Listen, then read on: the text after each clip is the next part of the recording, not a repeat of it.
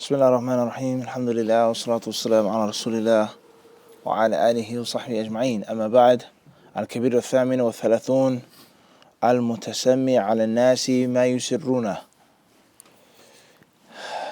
He says number 38, 38th major sin is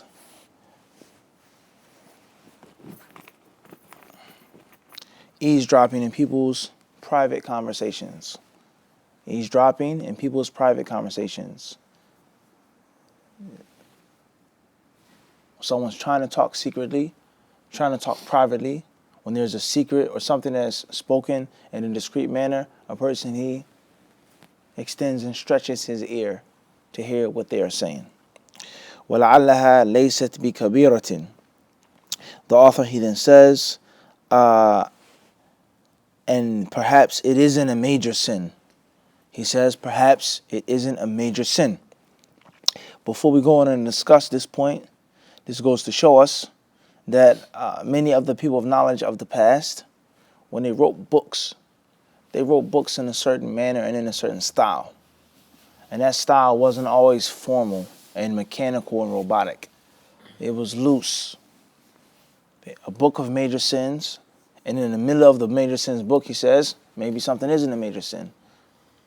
Everybody understand this? In the book of 1, 2, 3, 4, 5, 6, 7, 35, 36, 37, then 38, slow down. And it takes you a different way to keep your mind in motion and not rigidly in form, in a line. Everybody understand this? As many people think that that's the only way that you can write a book. Okay? There are rules and there aren't rules. Goes both ways. As we say, formless, shapeless. Sometimes it's a shape and sometimes it isn't a shape. Depending on what you're speaking on, depending on the mood, depending on your audience. Okay? Or maybe he was unsure whether it was a major sin or not. Maybe he was unsure. Maybe he was unaware. Maybe he had doubt about it being a major sin. No doubt about it being haram. He wouldn't have mentioned it in his book.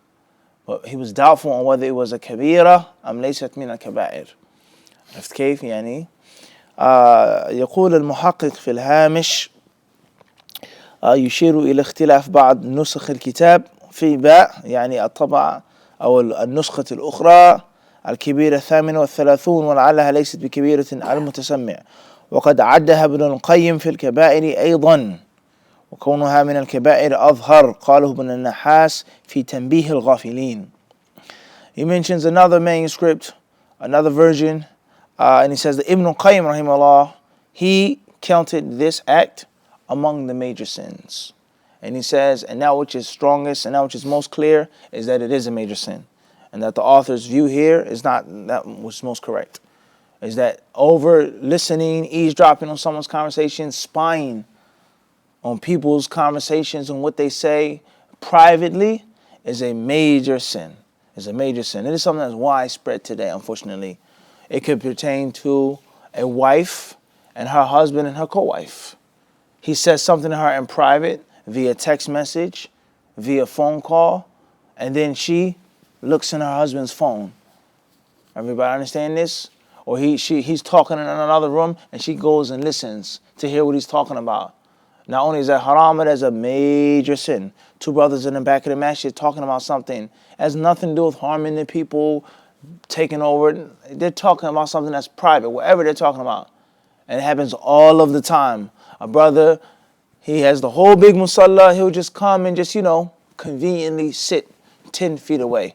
And he's reading the Quran. Ya akhi, can't you see I'm sitting there talking, me and you, having a low tone conversation? Why can't you sit back there? Why do you have to come and sit right there? Everybody understand this? This happens all the time. This is a major sin.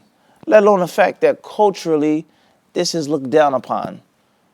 Someone's trying to be discreet, having a conversation. No one wants you near them when they're talking about something. Unless you are a spy or extremely nosy or newsy.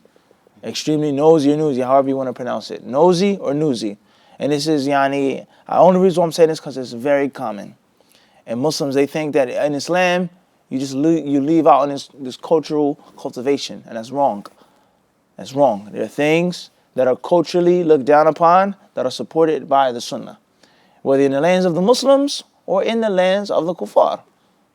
There's nothing wrong with that. And everybody hates nosy neighbor or nosy neighbor. This old lady, said, mind your business, lady. This is known cultural cliche. Mind your business. Stay out of this. It doesn't concern you. Overeasing, listening to what people say in their private conversations. So a Muslim is not exempt from this. A woman and her co-wife, her husband, a man and her wife, and his wife, two brothers, two sisters, spying on people's emails, hacking someone's email, and spying on them. It's unlawful, and it's a major sin. Everybody understand this? And any other scenario that you want to think of. So we should all be mindful of this, and we should spread it to those who are ignorant, and those who do know, but they need to be reminded as well. Khairan, inshallah. As far as if Allah exposes someone, then Allah exposes whom He wills to expose. But that doesn't mean that the act was permissible in the beginning. Khairan, inshallah. Moving forward. قال الله تعالى ولا تجسسوا. Allah tells us in Surah Al-Hujurat, do not spy. ولا تجسسوا. Don't spy on each other. Wallahi, this one verse right here, you can give 10 khutbahs from it. ولا تجسسوا.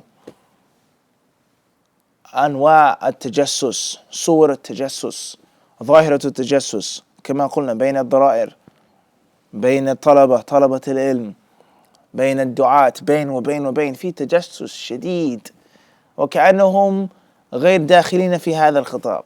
في هذه الآية لا تشملنا لأننا طلبة علم، لأننا على السنة، لأننا سلفيين، لا تشملنا آية لا تجسسوا. كم من تجسس في ساحة الدعوة اليوم؟ كم؟ للأسف الشديد.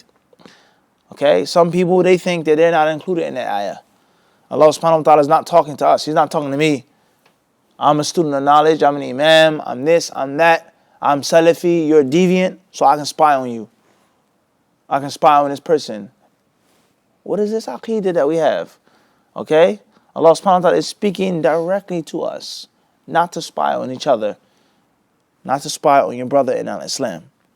He then says, hadith number 248, وقال النبي صلى الله عليه وسلم من استمع إلى حديث قوم وهم له كارهون صب في أذنيه الآنك يوم القيامة ومن صور صورة عذب وكلف أن ينفخ فيها الروح وليس بنافخ.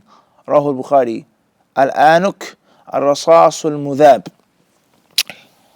He says, the Prophet ﷺ, he tells us, anyone who eavesdrops on a person's conversation, anyone who spies on a person's conversation or people's conversation, وَهُمْ لَهُ كَارِهُونَ, and they're not pleased with this.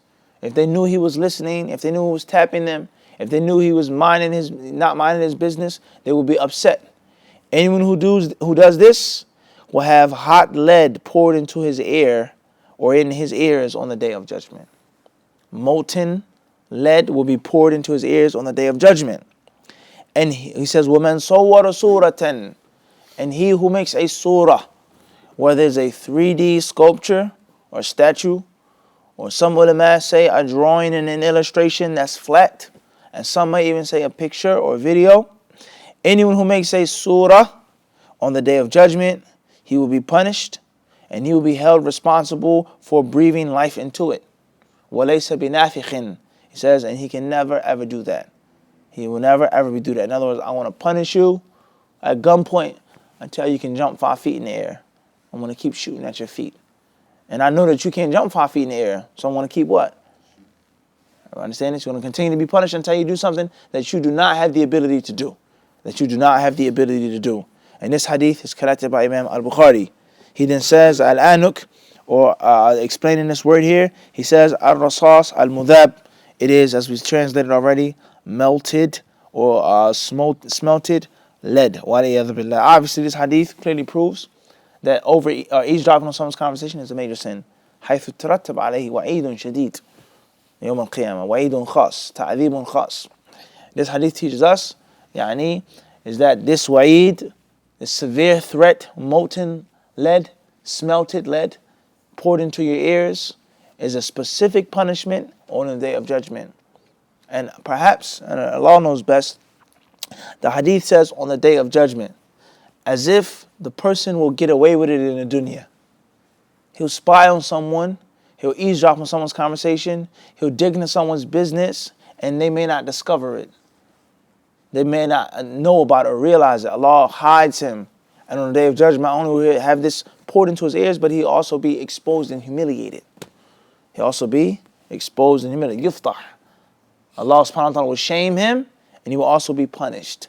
And Allah subhanahu wa ta'ala knows best. So it's clear that this is a major sin.